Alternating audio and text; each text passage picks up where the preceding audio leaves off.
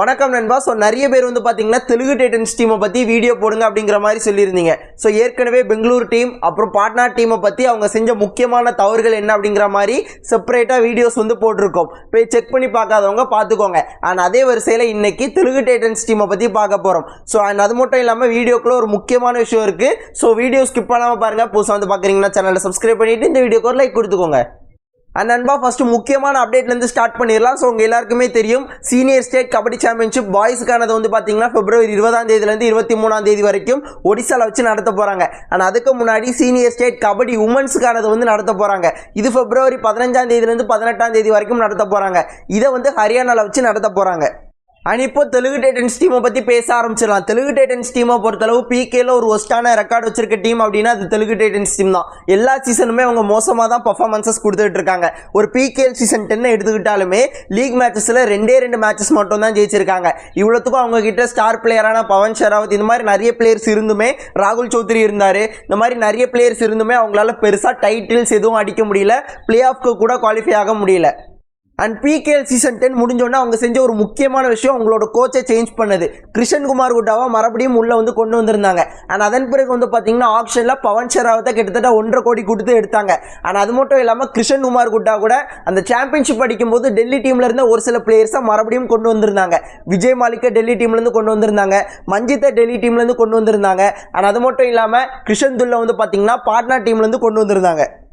And ஓவராலாக season ஆரம்பிக்கிறதுக்கு முன்னாடி இந்த ஒரு ஸ்குவாட் வந்து பார்த்தீங்கன்னா பயங்கரமாக செட் ஆச்சு. ஒரு சில பொசிஷனில் மட்டும் ஒரு சில பிளேயர்ஸ் நல்ல பர்ஃபார்மன்ஸஸ் கொடுக்க ஆரம்பிச்சிட்டாங்க அப்படின்னா, காம்பினேஷன் கரெக்டாக செட் ஆச்சு அப்படின்னா ஒரு பக்காவாட்டு பேலன்ஸ்டான டீமாக இருக்கும் அப்படிங்கிற மாதிரி தான் இந்த சீசன் முன்னாடியே நான் வந்து ப்ரெடிக்ட் பண்ணி வீடியோவும் அப்லோட் பண்ணியிருப்பேன். அண்ட் சீசன் ஆரம்பிக்கும் போது சீசனோட ஸ்டார்டிங்கில் பெருசாக பர்ஃபார்மன்ஸஸ் வந்து யாராலும் கொடுக்க முடியல. ஒரு சில ஸ்பார்க்ஸ் மட்டும் தெரிஞ்சிச்சு. கிருஷ்ணன் துல் வந்து பார்த்தீங்கன்னா கார்னர்லேருந்து நல்ல பர்ஃபார்மன்ஸ் கொடுத்துட்டு இருந்தார். கவர் பொசிஷன்லேருந்து சாகர் ராவல் வந்து நல்ல பர்ஃபார்மன்ஸஸ் வந்து கொடுத்துட்டு இருந்தார். பவன் ஷெராவத் அப்பப்போ நல்ல பர்ஃபார்மன்ஸஸ் கொடுத்துட்டு இருந்தார். அண்ட் விஜய் மாலிக், ஸோ மஞ்சித் இந்த மாதிரியான பிளேயர்ஸால் பெருசாக பர்ஃபார்மன்ஸஸ் வந்து கொடுக்கவே முடியல. அண்ட் நான் உட்பட நிறைய பேர் வந்து பார்த்தீங்கன்னா தெலுங்கு டைட்டன்ஸ் டீமுக்கு எல்லா வாட்டியும் போல் இந்த வாட்டியும் போயிடும் அப்படிங்கிற மாதிரி தான் நினச்சிருப்போம். பட் அந்த இடத்துல ஒரு இருங்கபாய் மூமெண்ட் வந்து பார்த்தீங்கன்னா தெலுங்கு டைட்டன்ஸ் டீம் போட்டாங்க. ஒரு ஸ்ட்ராங்கான கம்பேக் வந்து கொடுத்துருந்தாங்க. எல்லா டிஃபென்ஸ் அஃபென்ஸ் எல்லாமே கரெக்டாக காம்பினேஷனாக செட் ஆகி பயங்கரமான பர்ஃபார்மன்ஸஸ் வந்து பார்த்தீங்கன்னா டிஃபெண்டிங் சாம்பியன்ஸான புனே டீமுக்கு அகேன்ஸ்டாக ப்ளே பண்ணி புனே டீமை தோக்கடிச்சு ஒரு ஸ்ட்ராங்கான கம்பேக் கொடுத்தாங்க. அண்ட் அந்த இடத்துலேருந்து அவங்களோட கம்பேக் வந்து பயங்கரமாக இருந்துச்சு.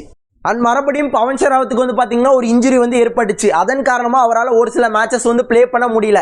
அண்ட் நிறைய பேர் மறுபடியும் நினச்சிட்டாங்க டீம் வந்து அவ்வளோதான் அப்படிங்கிற மாதிரி நினச்சாங்க. பட் அந்த இடத்துலையும் விஜய் மாலிக் வந்து ஒரு இருங்கபாய் மூமெண்ட் வந்து போட்டார். விஜய் மாலிக் மெயின் ரைடராக பயங்கரமாக கொடுத்தாரு பர்ஃபார்மன்ஸஸ். மஞ்சித் வந்து சப்போர்ட் பண்ணார். ஆஷிஷ் அப்படிங்கிற மாதிரியான ஒரு புது பிளேயர் வந்து பார்த்தீங்கன்னா பயங்கரமாக கேம் வந்து கொடுத்தாங்க. ஓகேங்களா? அண்ட் டிஃபென்ஸ் சொல்லவே வேண்டாம், பயங்கரமாக காம்பினேஷனாக பயங்கரமாக செட் ஆகி சூப்பராக ப்ளே பண்ணாங்க. அண்ட் எல்லா ஃபேன்ஸுக்குமே ஒரு சர்ப்ரைஸ், ஒரு ஷாக் அப்படிங்கிற மாதிரி சொல்லலாம். பிகேஎல் சீசன் 10-9 ப்ளே பண்ண டீமாக இது அப்படிங்கிற மாதிரி தோணுச்சு. ஏன்னா ஒரு பிளே ஆஃப்க்கு போகாமல் தொடர்ச்சியாக தோல்விகள் அடைஞ்சிட்டு இருந்த ஒரு டீம் திடீர்னு டாப் 5க்குள்ளே போனாங்க. ஆனால் அங்கேருந்து டாப் 2 டாப் 1 எல்லா இடத்தையும் தொட்டுட்டு வந்தாங்க. அண்ட் அதன் பிறகு பவன் ஷெராவத்தும் மறுபடியும் இன்ஜுரியிலேருந்து ரெக்கவர் ஆகி வந்தார். அதன் பிறகும் ஒரு சில நல்ல பர்ஃபார்மன்ஸஸ், மேட்ச் வினிங் பர்ஃபார்மன்ஸஸ் வந்து கொடுத்தாங்க.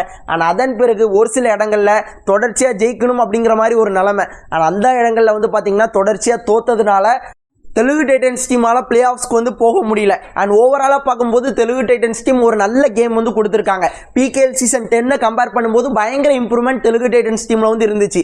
பிளே ஆஃப்க்கு போகிறதுக்கு ஒரு டிசர்விங்கான டீம் அப்படின்னா அது தெலுங்கு டைட்டன்ஸ் டீம் தான். லிட்டரலாக எங்கள் தமிழ் தலைவாஸ் டீமை பார்த்த மாதிரி இருந்துச்சு. பிகேஎல் சீசன் 9 பவன் ஷெராவத்துக்கு இன்ஜுரி, இந்த டீம்லாம் ஒன்றுமே இல்லைன்னு சொன்னாங்க. பட் எலிமினேட்டர் வரைக்கும் வந்தாங்க.